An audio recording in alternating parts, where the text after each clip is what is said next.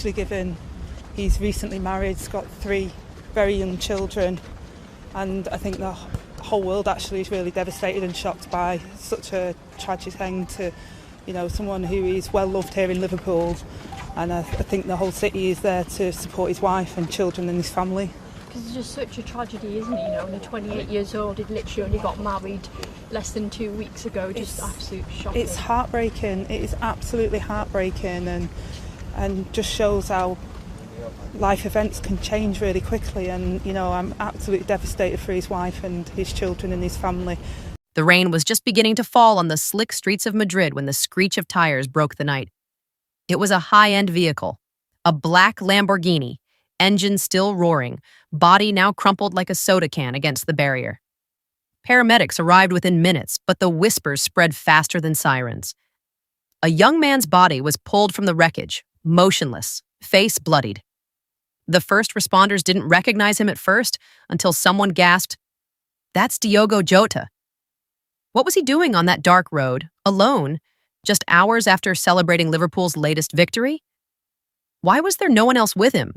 Not his wife, Ruth, not his brother, not even his longtime teammate, Andre Silva.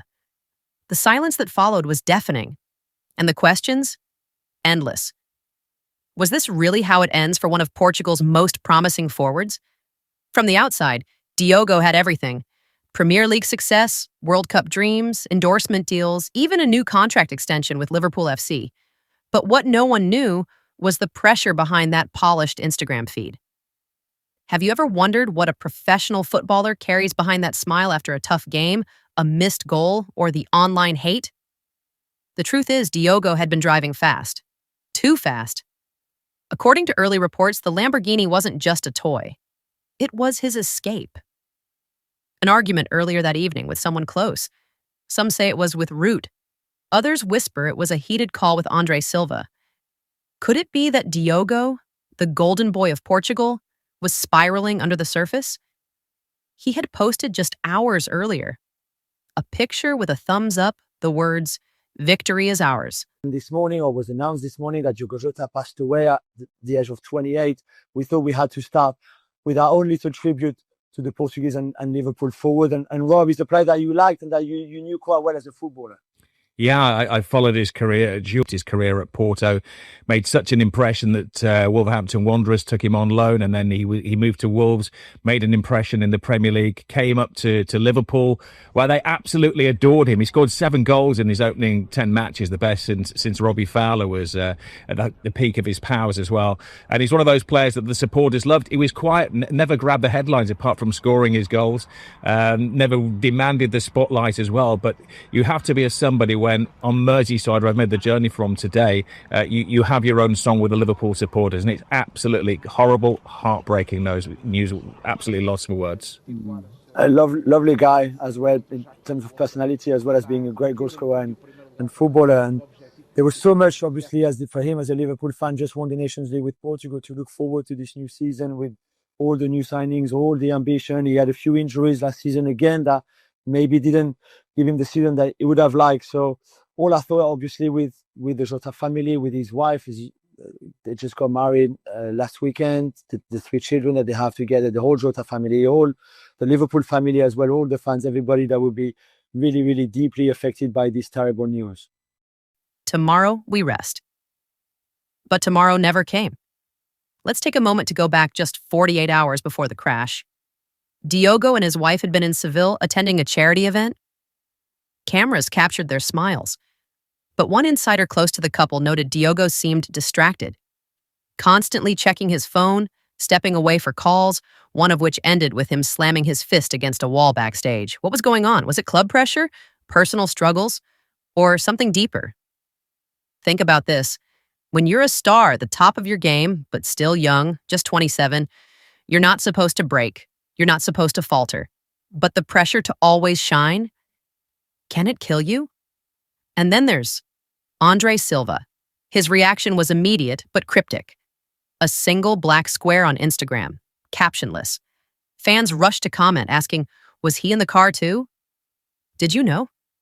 What happened between you two? That brings us to the day of the crash. Diogo was seen leaving Liverpool's training ground earlier than usual. Security footage from a local garage confirmed his Lamborghini was tuned earlier that week. Modified suspension, boosted exhaust. Why the sudden obsession with speed? A voice recording later surfaced. Just 17 seconds. Diogo's voice, angry, tired. He says, "I can't do this anymore. No matter how hard I try, I'm just a number. When I score, they love me. When I miss, I'm dead to them." Pause and think. How does a player like Diogo, adored by millions, feel invisible? And yet, none of it prepared the world for what came next. That night, at precisely 10:43 p.m., local police received a call from a witness, a delivery driver who'd seen the car spinning out on the wet road.